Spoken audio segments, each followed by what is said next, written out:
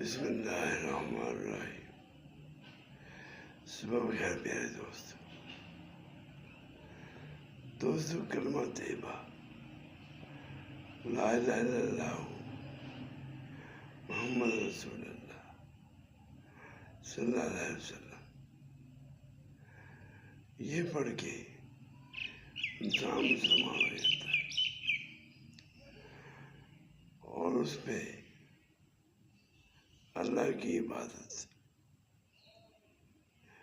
فرض ہو جاتی ہے،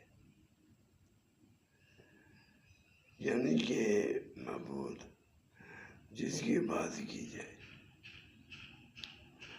اور اللہ کی عبادت اللہ کے احکام ہیں جو اللہ نے مسلمان پہ فرض کیے، اور انسان جو ہے آپ اس پہ فرض ہے کہ وہ دین کے مطابق اپنا ہر عمل کرے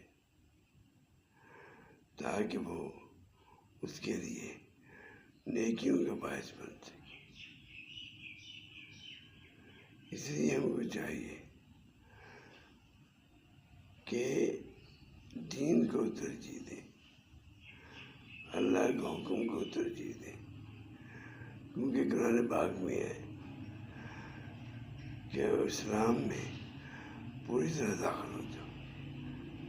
آپ پوری طرح داخل ہونے سے مراد تو یہی ہے کہ اپنا ہر عمل دین کے مطابق کریں تاکہ ہم اللہ کی بارگاہ میں کامیاب ہو سکیں۔